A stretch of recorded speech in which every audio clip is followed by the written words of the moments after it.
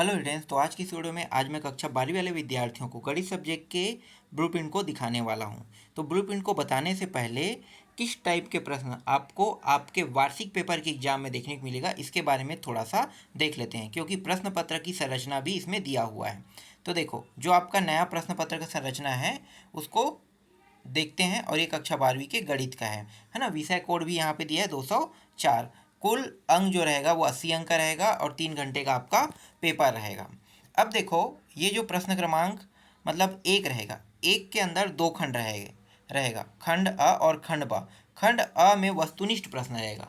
वस्तुनिष्ठ प्रश्न मतलब 4 प्रश्नों में से एक प्रश्न, 4 ऑप्शन रहेगा है ना, 4 प्रश्न नहीं रहेगा, 4 ऑप्शन रहेगा, 4 में से एक ऑप्शन सही रहेगा।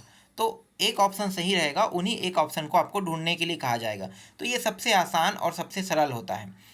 ये जो 4 ऑप्शनों में से एक ऑप्शन ढूंढने वाला बहुत ही आसान होता है। आसानी से इस प्रश्न को बना लोगे, मतलब 10 नंबर आपको यहाँ पे मुफ्त में मिल रहे, समझो। पहले ऐसा नहीं होता था, लेकिन इस बार ये दे रहा है ना। इसके बाद देखो, खंड ब 5 प्रश्न आएगा। अति लघुत्री प्रश्न पहले 5 नंबर का आता ही था, ठीक है, 5 नंबर के पहले भी आते थे। लेकिन इस बार क्या हुआ है कि इस बार 5 नंबर का तो आ ही रहा है, लेकिन 10 नंबर का खंड अ करके वस्तुनिष्ठ जोड़ दिया है। तो मतलब बेनिफिट तो आपको 10 नंबर का मिल गया, बाकी ये 5 नंबर भी आपको बेनिफिट में ही मिलेगा। तो ये टोटल जो है एक एक नंबर के 15 प्रश्न आपको क्या करने को मिलेगा, देखने को मिलेगा, ठीक है, जिसमें अति लघुत्री प्रश्न भी शामिल है एक एक नंबर का। अब बात करते हैं 2-2 नंबर के प्रश्न पर। देखो, 2-2 अंक के प्रश्न 2 से लेके 7 तक के, ठीक है, जो प्रश्न आएगा ये 2-2 अंक के प्रश्न रहेगा। फिर 8 से लेके 14 तक के ये 3-3 अंक के। फिर 15 से 17 4-4 अंक के, और 18 से 21 5-5 अंक के प्रश्न रहेगा। जैसे कक्षा 10वीं में था ना, वैसी पैटर्न में भी ये आप बना दिया है प्रश्न पत्र को। तो समझ जाओ कि प्रश्न पत्र जो है वो कक्षा 10वीं और कक्षा 12वीं का ज़्यादा डिफरेंस नहीं है, दोनों जो है एक ही जैसा है। तो चलो, अब मैं आप लोगों को ब्लूप्रिंट दिखा देता हूँ, ठीक है। और हाँ, एक चीज़ और बता देता हूँ कि मैं मार्केट से बुक खरीद लिया हूँ, समझो। और बुक जो मुझे मिला है नया वाला बुक है, पुराना तो नहीं मिला। पुराना ज़्यादा बेटर था, पुराना मैं ढूंढ रहा था, तो पुराना मुझे नहीं मिला, नया वाला मिला, वो भी प्रबोध का मिला है। तो नया वाला मतलब इसमें एक भी अध्याय हम लोग नहीं छोड़ेंगे, नया वाले में पहले से काट दिया गया है ना। तो नया वाले का ब्लूप्रिंट भी मैं आपको दिखा दूंगा, और उन्हीं ब्लूप्रिंट के हिसाब से आपको तैयारी करना है। तो अभी सॉरी, ब्लूप्रिंट बोल रहा हूँ, क्या है, सिलेबस है ना, नया वाला सिलेबस मैं आपको दिखा दूंगा। सिलेबस क्या दिखाना है, यहाँ तो पहले ब्लूप्रिंट में लगा हुआ है, देख सकते हो, ये रहा पहला जो आपका ब्लूप्रिंट का। देखो ब्लूप्रिंट यहाँ पे देखो, कक्षा 12वीं का है ना, 80 अंक वाला है। देखो, इकाई एवं विषय वस्तु दिया है, मतलब इकाई वार दिया हुआ है। तो एक इकाई में कितने अध्यायों को रखा गया है ये बता रहा है। जैसे एक इकाई में संबंध फलन को रखा गया यहाँ पे, है ना। दूसरा है बीजगणित अलजेब्रा, इसके अंदर 2 अध्यायों को रखा गया है। कलन, इसके अंदर कितने अध्याय को रखा है, 1 2 3 4 5, 5 अध्याय। सातत्य अवकलनीयता, है ना, अवकलज अनुपयोग समाकलन, समाकलन के अनुपयोग अवकलन समीकरण, इन सभी को रखा गया है। फिर चौथा में सदिश एवं त्रिकोणमितीय ज्यामिति, इसके अंदर 2 अध्यायों को रखा गया है, सदिश, बीजगणित और त्रिकोणमिति ज्यामिति। फिर 5वां अध्याय में रैखिक प्रोग्रामिंग दिया हुआ है, ठीक है, ये रैखिक प्रोग्रामिंग हो गया। और प्रायिकता आपका अगला हो गया 13वां। तो 13 अध्याय ही बस इसमें आपको पढ़ने को मिलेगा, मतलब टोटल 13 अध्याय पढ़ना है। तो चलो, हर एक इकाई से कितने कितने अंक के प्रश्न आने वाले उसको देखते हैं। तो देखो, एक इकाई से 8, दूसरी इकाई से 10, तीसरी इकाई से 35, क्योंकि इसमें ज़्यादा अध्याय है। चौथी इकाई से 14, पाँचवीं इकाई से 5 अंक के, और छठवीं इकाई से 8 अंक के प्रश्न आपको देखने को मिलेगा। टोटल जो प्रश्न है, मतलब टोटल जितने भी प्रश्न आएंगे उन सभी का अंक 80 नंबर से ज़्यादा नहीं होगा। तो यहाँ पे 80 नंबर बता दिया गया है।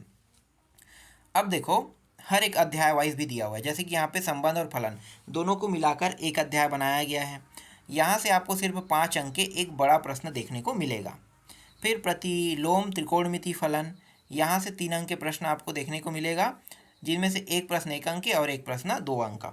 फिर बीजगणित देखते हैं, आव्यूह और सारणी, 10 अंक के प्रश्न आएगा, जिसमें से 3 अंक के प्रश्न आपको देखने को मिलेगा, जिसमें 1 और 2 अंक के एक एक प्रश्न देखने को मिलेगा। फिर सारणिक में देखो, सारणिक से 2 प्रश्न 1-1 अंक के और एक प्रश्न 5 अंक का, मतलब बड़ा प्रश्न भी यहाँ से आपको देखने को मिलेगा।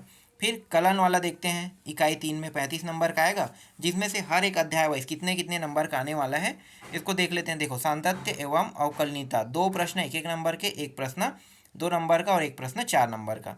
फिर अवकलज के अनुपयोग 2 नंबर के एक प्रश्न, 4 अंक के एक प्रश्न।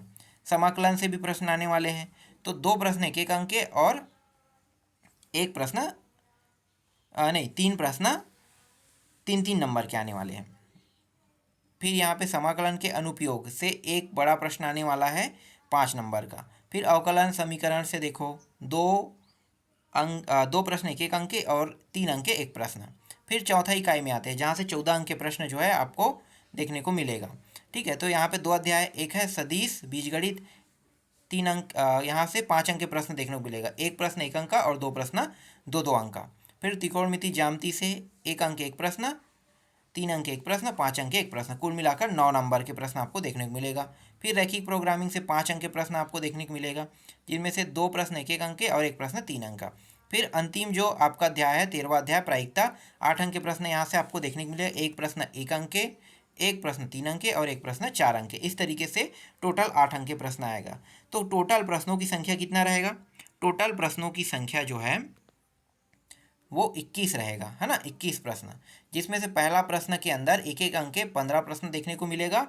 फिर दूसरा प्रश्न से लेकर लगातार 21 तक के आपको हर एक प्रश्न का उत्तर आपको लगातार देना है, जिसके अंदर और भी प्रश्न नहीं है। मतलब टोटल 21 तक के प्रश्न आपको आपके वार्षिक पेपर में देखने को मिलेगा। तो ये ब्लूप्रिंट का तरीका है, और जो मैंने अभी अध्याय दिखाया है वही अध्यायों को बस पढ़ना है। अगर आपके पास पुराना बुक होगा, है ना, पुराना बुक, तो बाकी अध्यायों को हटा देना।